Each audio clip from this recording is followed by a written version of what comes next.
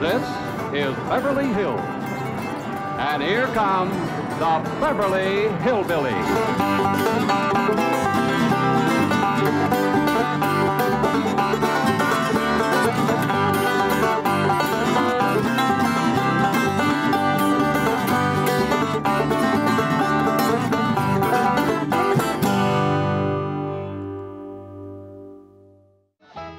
Oh, good, good. You're both here. I want to have a family confab. Where's Ellie? Well, she's out back with her critters. Ellie Mae? Yeah, Pa? Come on in here. Going to have a family confab.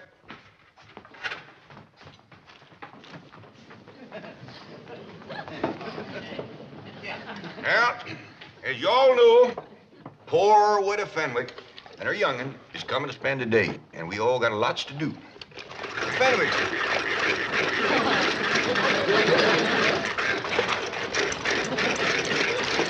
Hold it. Start doing right away.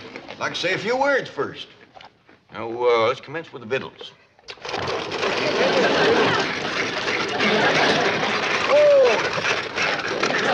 Hold it, Granny. I mean the victuals for the Fenwicks. What you got planned? Oh, possum stew, grits and jowl, some corn pone, and some pickled crawdads. Sound a little rich for folks that ain't ate for a while. Well, maybe you're right, Jed.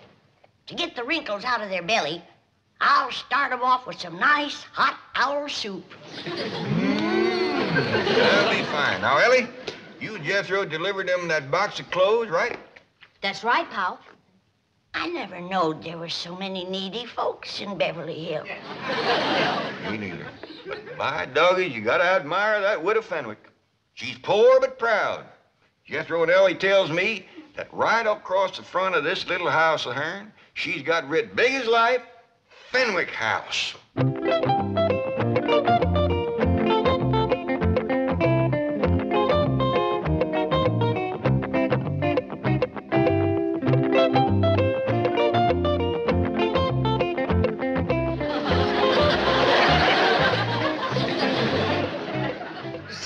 I have not refused to visit the Clampetts. It's just that I can't bring myself to wear those dreadful clothes. They are not dreadful. They are the very latest fashion introduced at the Willows Finishing School by Miss Ellie Mae Clampett herself. Don't you understand, Mummy? The latest thing is to look basic and understated. It has something to do with Zen. But they just don't look right. Mummy, when a girl as rich as Ellie Mae Clampett wears something, it's got to be right. Now, come on, let's not be the last millionaires in Beverly Hills to get the new look. The Clampett look. Where's everybody going in such a hurry? We's gonna have Jethro load furniture to take off to the Fenwicks. Well, now, hold up loading that truck again. How do we know that the family's gonna need all this stuff? Like I told you, Uncle Jet, they need just about everything. Well, how do we know their place is gonna hold it all? Let's go over there and take a look. Yeah. I'd like to see the widow's place. Well, now, Granny, I think the women folks better stay here in case they get here while we're gone. How about you men folks staying? Well, you women folks don't know how to drive the truck. Maybe I can. I ain't never tried. Crank her up, Jethro. Heft your Granny down. We'll be back directly. The widow's liable to be right stove up when she gets here, walking all the way. Don't worry, Jed. One slug of my rheumatism medicine and she'll be as good as new.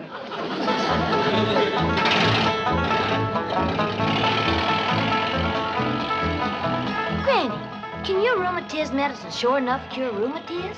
I didn't say it can cure rheumatiz, Ellie, but it can sure make having it a pure pleasure.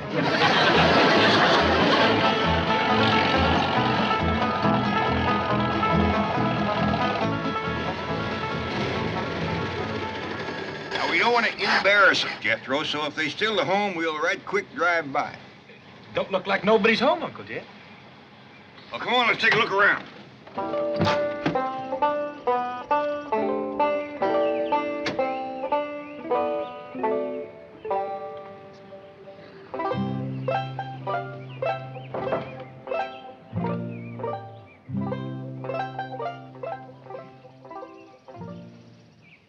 They found the box of clothes, Uncle Jet. Right here's where Ellie and me left them. Jethro, I seen places with little or nothing in them, but this is pitiful. A chair to sit in. Nor a bed, neither. Ain't got a wash bowl, or a pitcher to fill it with water, nor a window big enough to throw it out. Hey, Uncle Jed, we gonna bring them some stuff? No, Jethro, you couldn't squeeze enough stuff in this place to make it fit for 2 women to live in. Well, then what are we gonna do? We gotta get him to move into our place.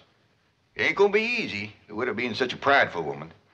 But it just ain't right for us to have so much stuff and to let them live here in a place like this.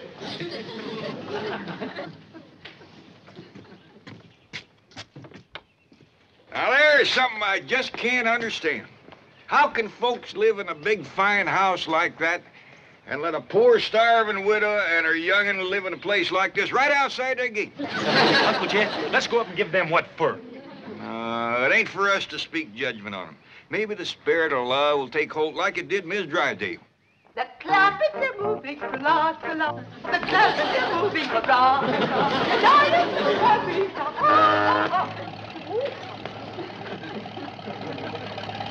Hi, Miss Drysdale. Splendid. You came back with another load. Well, now, hold on. We decided not to move these things. Why not? Well, we're hoping that the Fenwicks will move in and use them here. The Fenwicks? Mrs. Radnor Fenwick? Oh, yes, ma'am. You know, the widow with the skinny daughter named Cynthia. They are moving into this house? Well, we're hoping they will. But this is marvelous. I've been trying for years to meet Mrs. Radnor Fenwick, and now she's going to be my next-door neighbor. Well, it ain't for certain yet. Have you engaged a real estate agent to help you sell them on the place? No, ma'am, we just kind of figuring on talking them into it when they come over. I'll help you. I'll dash home and change and come back and help you.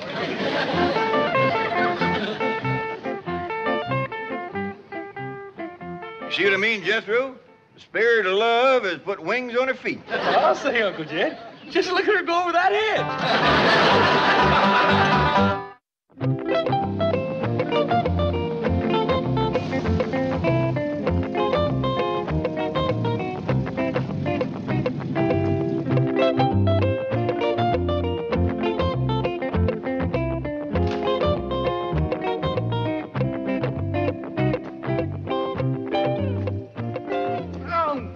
Mummy, and that mink, you look just like any other common, ordinary, everyday millionaire. Now take it. No, Cynthia, I can't. I just can't. Well, you must. I just can't. Mummy, if anyone were actually to see you, I would die of mortification. Mummy, I thought I told you, no jewelry. No, Cynthia, I feel positively nude without diamonds. We are trying to achieve the Clampett look, a look of studied slovenliness. Oh, Cynthia. Beasley, our purses, please. No, Cynthia, not those buckets. Don't be silly, Mummy. Yesterday, Ellie Mae Clampett carried one to school, and the effect was devastating. Oh, dear, if your father could see us now, he'd just turn over in his mausoleum. Beasley, get the rolls out of sight quickly. We'll call you if we need you. Yes, Beasley, park it close by. Yes, I'll phone you to the front seat number. Oh, Mummy, look at that. Yes. Disgraceful, isn't it? Disgraceful? It's fabulous. Unbelievably understated. It's probably the only purely existentialist car in Beverly Hills. They must have it copied. Cynthia, we've used nothing but rolls for decades. Oh, Mommy, this is progress. Don't you understand? Frankly, no. I seem to have lost all sense of values. It's like a nightmare. Well, here, come sit down and pull yourself together before we meet them. Oh, it's just all so confusing. I just know this never could have happened if Coolidge was still in the White House. Pa, don't you want me to set the table in the fancy eating room? I reckon not, Ellie. We gotta be special careful not to put on airs around the poor widow. Let's eat in the kitchen family style like we always have. Well, that's a good idea. If we want the Fenwicks to move in here with us, we gotta make them feel like this family. Jed, is the Fenwicks moving in with us lock, stock, and barrel? Granny, the Fenwicks ain't got a lock, stock, and barrel to move in with. Right, Ellie? That's right, Pa. Not even a rain barrel. He ain't got a pump. He ain't got a place to wash at all. Well, the best thing to do when they get here is to stick them in the tub and scrub them down. I don't think they'd take to that right off. Hey, Ella May. Come on, Ellie, let's go swimming. What's the matter with you? We've got company coming. Oh, Granny, I'm hot and tired. You get into some decent clothes. Now, hold on, Granny. I think maybe Jethro solved their problem. You see there, Granny? I solved your problem. What problem, Uncle Jay? Getting the Fenwick scrub without shaving them none. You mean I should do it? Oh, you just go for a swim in the cement pond and take along a cakey Granny's lye soap and a nice stiff brush. Ella May, when the widow and her young'un get over here, you invite them down to the cement pond for a swim. Okay, Pa? When they get down to the pond, Jethro, you commence the soaping and the scrubbing and the splashing, and they'll get the idea. Ah, dingies, that's a first-rate notion. Well, thank you, Granny. There goes that spooky music coming out of the walls again. Sure is pretty. Yeah, I hope it keeps playing till the widow gets here. It might cheer her up. Well, someone best open the door. Because as soon as that music starts to play, someone's going to come knocking at the door. Yeah, I noticed that. Take a look outside, Ellie. And you get your nakedness out of sight. Can't I just can't through with it? Mommy, please, you can do it. Come on, I'll help you. They's coming, but that poor old widow woman can't hardly make it. I'll get my jug. Is they wearing the clothes you bring them? Yeah, Pa, and toting buckets. To carry home leftovers. Lord love 'em. Let's go give 'em a helping hand. Howdy there, Cynthia. This here's my Pa, and I reckon this is your mom. Welcome, welcome. Well, dogged if you ain't plumb tuckered with a Fenwick, but don't you worry. Granny'll fix that.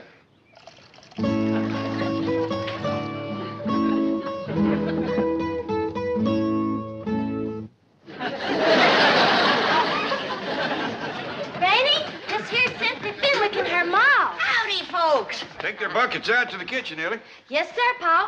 See you in a little bit, Cynthia. Thank you, darling. Too low. Ellie Mae, be sure they're scoured good and don't leak. Do it, Granny. Here, widow, this'll brace you up. Oh, thank you. Orange pico. No, white lightning. Oh, I'm not familiar with the blend, but tea is tea.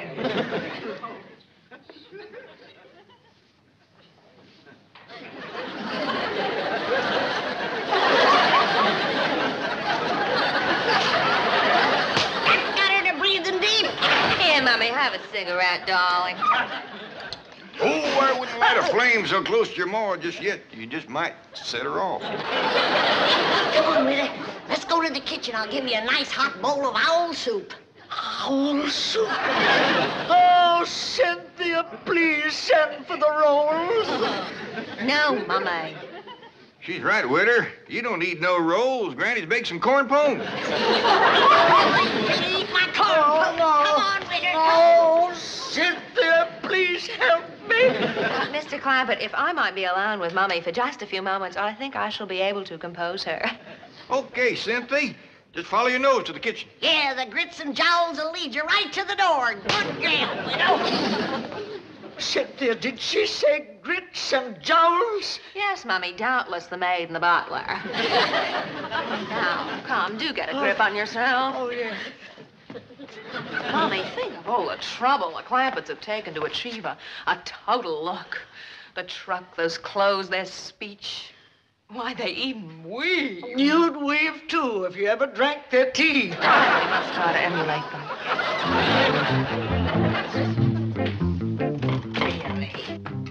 They'll never sell this house to the Fenwicks.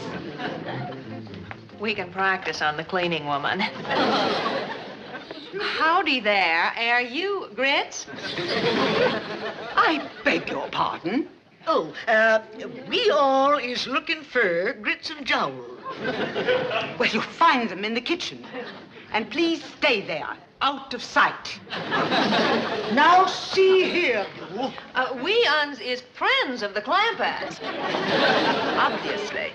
And the sooner you're all out of Beverly Hills, the better. Meantime, stay out of sight in the kitchen.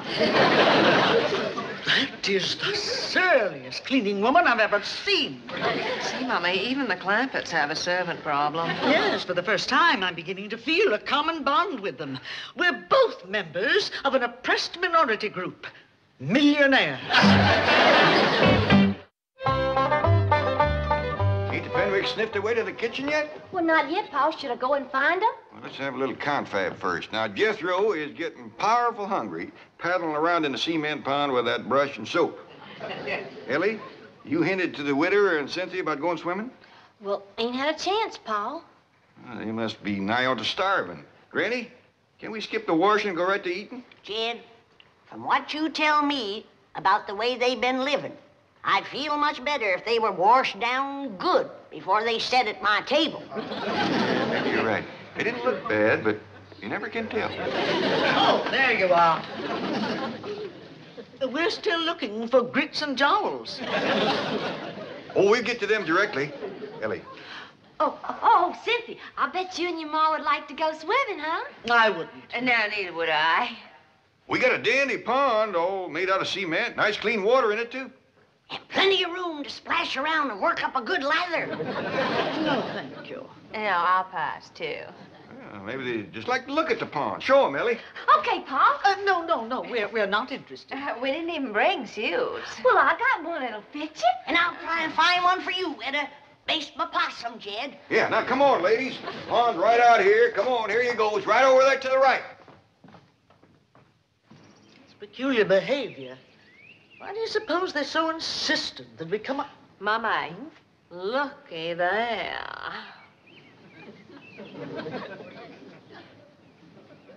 Magnificent. What a specimen of manhood. Who do you suppose he is? Let's find out. Clampett. Oh, Mr. Clampett.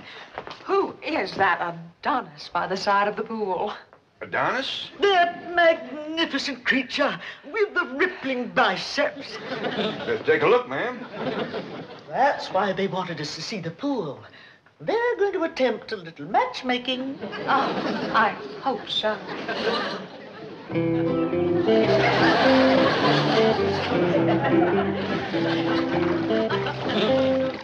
Right there is Duke.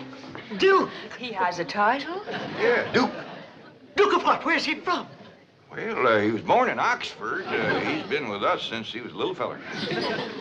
Then he's the Duke of Oxford. Yeah, I reckon so. We just call him Duke. He hasn't got a wife, has he? Well, he's had his share of lady friends, but nobody right at the moment. Cynthia, I sure do hope you change your mind about going swimming. Oh, I have. Oh, Cynthia, you seem right fond of Duke. If you want him to like you, just tickle him behind the ear. He just loves that, Cynthia. And when he lays over on his back, scratch his belly. But don't stand there. Get scratching. Show her where to change, Ellie. Okay, Pa. Mr. Clampett, I imagine that Cynthia and I do appear a bit eager, but I want you to know that my daughter is worthy of royalty. We Fenwicks are a very, very old family. Oh, now, Witter, don't talk like that. There's many a good tune left in an old fiddle. Here's a brand new swimming suit. Never been wore before. It was give to Jed here for a wedding present. Remember, Jed?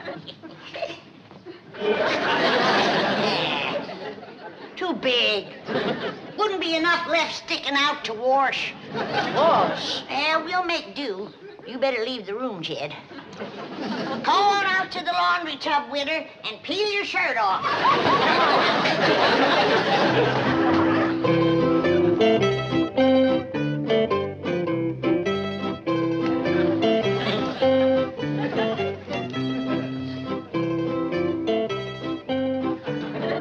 Cut it out, Ellie. Oh, excuse me. Howdy, ma'am. Your Grace. Yours, too. Permit me to present myself to you. Well, thank you very kindly, but I don't think my Uncle Jed would let me keep you. Oh, Your Grace. Yours, too. I am Cynthia Fenwick. Oh, hey, is your ma coming? No, we are quite alone. Well, shall we go in the water? No, I'd rather not. Well, then why don't you just sit here and you can watch me? Oh, Your Grace. Yours too.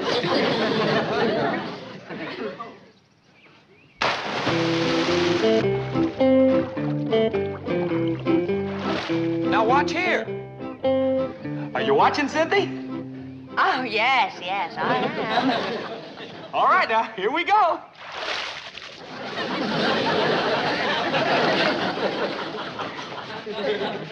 You get the idea?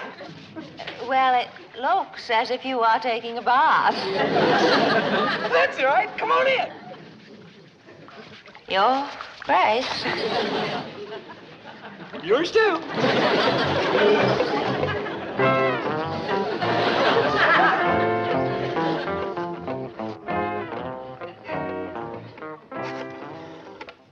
Mobile operator, give me JL 13411. No, make that 12. I want the front seat. I thought I told you to stay out of sight in the kitchen. Now look here. I have taken all the abuse I intend to take in this house. Clampett look or no Clampett look. Duke or no Duke. I refuse to... Oh, Beasley! Come quickly, please. This is... Now you get out of here and take that other antique with you. I refuse to take orders from a poorly dressed, ill-mannered, overweight cleaning woman. Why, you loutish hillbilly. I am Mrs. Milburn Drysdale. And what does that mean? It means that I am a pillar of society. You were a pillar. I am cutting you down to a stump. Don't you dare pull a knife on me. The only thing I'm going to pull on you is your head. Yeah, Jethro, Granny said she had trouble scrubbing the witter. How'd you do with the daughter?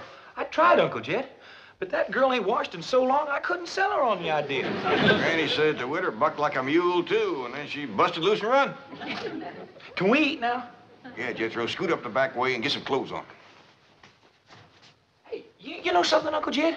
That skinny little rascal, all she wanted to do was tickle me behind the ear and scratch my belly.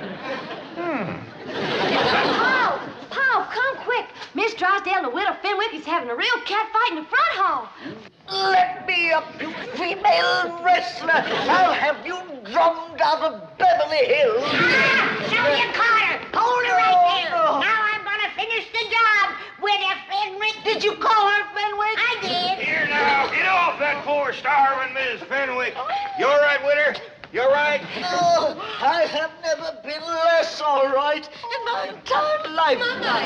Beasley's here. What's the matter? Ask no questions, just flee for your life. Uncle Jed, can we please eat now? Not being you, Jethro. A fellow named Beasley just grabbed the witter and her young and made off with him. Come on, we gotta catch him.